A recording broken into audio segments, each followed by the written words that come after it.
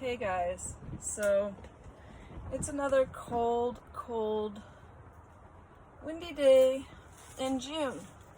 Unseasonably cold. I won't get into why, but I thought I'd come in here and spend some time in my greenhouse, and I thought I'd read a post to you that Lauren she wrote it, but I want to share this post because I feel that it's just so important. And this is a type of information that we hear that you don't hear in other health circles. You don't hear it because they don't know. And we learn this information through natural hygienic studies. And it's just so important because people, and I was one of them, I really thought I understood health and earlier on in my journey, and as I got into it, I realized, there was so much more to learn, so much more to it, and so many things that I was doing that was actually harmful to my health, or preventing my body from healing. So, I'm going to read this post. It's called Fatigue is How We Heal. So, Lauren wrote from here on out. Lauren Whiteman. Okay. This is one of the hardest concepts that so many people struggle against. Healing occurs when we are fasting and our legs get so weak we cannot stand. Healing occurs when the cold or flu makes us feel the lowest of low.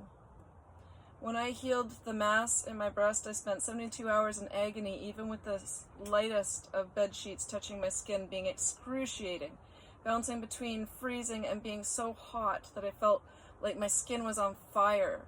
For 3 days, I thought I was dying, but I trusted that my body was intelligent. I also understood that my body has a biological mandate to survive. The body will never injure itself. I'll stop there for 2 seconds because we're taught, that if fever gets too high, we gotta seek medical intervention. We're taught that the body, can work against us. It's so not true. And the body will never create a symptom too dangerous. The body never needs to be rescued from itself. The body never benefits from interventions. The body is never made stronger by applying poisons. When Happy, one of my miniature schnauzer rescues, healed from a grapefruit-sized mass on her spleen, vestibular disease, sight, and hearing loss, she slept all day for weeks on end and had several seizures during the healing process. Her body was always in control, always creating symptoms for the benefit of the body. When Mr. Bean healed from seizures, he fasted for 5 days and slept 23.75 hours a day, only getting up to pee once per day and drink water on some days. He slept so soundly that I had to keep checking to make sure he was breathing. Sleep is easy for the dogs to embrace. When healing begins, they go straight to their dens, and they curl up and they sleep. The cats too. They don't have any fear of rest like we humans do. They don't fear their body's healing processes. They don't worry about missed meals. They don't worry about missed activities. They just feel tired, so they stop eating and they go rest. We humans, though, we fight against every effort our body makes to heal us. Rather than to go to sleep and heal, we stimulate and fear the rest, further poisoning ourselves. We fear giving ourselves permission to rest. We fear wobbly legs. We try to eat enough. We try to eat through the nausea, even with our body screaming at us. We fear the heart palpitations as the body eliminates the poisons. We fear the mucus the body uses to wrap up poisons and expel them. And we try to use medicines or herbs to break up the mucus, as though dead materials can take action. Very important to remember. Poisons cannot ever take action. They can never improve our condition. They can only poison. It's that simple. We reach for drugs or herbs to save us from the life-saving symptoms that the body is creating to heal us. We fear the fever that heals, but take a poison pill to bring the fever down. Many people succumb to the pill. Many children die from the drugging of their body when the body's creating the fever. We fear the diarrhea created by the body to expel the toxic materials and take anti-diarrheal medications and drink salt-laden waters because we have been fed the electrolytes lie. We fear the swelling of the lymph nodes that indicate the body is actively healing and working as designed, and have our body's own sewer system surgically dissected for fear of the greatest healing process the body can create. Every step of the way, we battle against our body until our body has no choice but to give up the fight. And it all starts with fatigue. Fatigue is the first sign of disease at our earliest juncture. It becomes chronic as we ignore it and disease builds.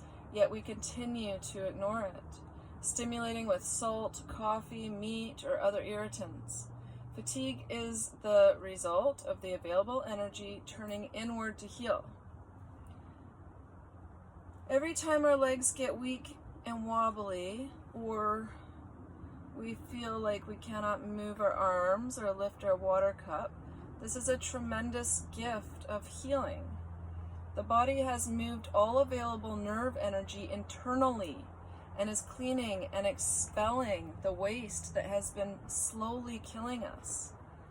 But sadly, every step of the way, most people will stimulate their way out of this healing with pharmaceutical drugs, herbs, salt, coffee, and of a long list of other poisons until the body is left with no choice but to expire under the poisoning we have put ourselves through. Fatigue is how we heal. Never forget this. Never forget that, and health will be your future. That was written by Lauren Whiteman. I think it's a brilliant post. That's why I shared it today. And Lauren Whiteman and I and Nat Ferris run the Natural Diet support group on Facebook, and they're ongoing monthly, the first of every month. And if you'd like to join, and if you'd like to learn how to heal and how to transition to a more natural diet, feel free to send me a message, or I'll leave the links in the comments below, because this is the type of information that we share daily. We do daily informative posts. We supply our group members with a complete ebook. The Natural Human Diet Guide, also available on Amazon. I'll leave links in the comment below as well. But you get unlimited Q&A. It's a great month to just spend time with yourself and focus on your health and take care of you. Whatever you do in life, it's not going to be all that it can be if you don't have your health. And that's what I was saying to somebody actually the other day, is I feel like I would be really depressed and have a terrible life if I had to live in this world not feeling good and healthy every day, because feeling good and healthy is the only thing that allows me to find joy in all the moments, because otherwise I would be focusing on all the things that are wrong in the world, and there's a lot of them, because this world wasn't designed by us and it wasn't designed for us. So there's a lot of things that could be improved, and anyways, if I didn't have my health, I don't think I would be enjoying life as much as I do, just with what I know. I mean, it's tough, right? So I hope you enjoyed this video. Please like, share, and subscribe.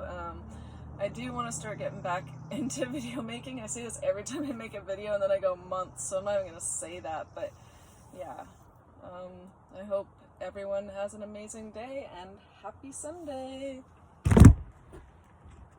Just kidding.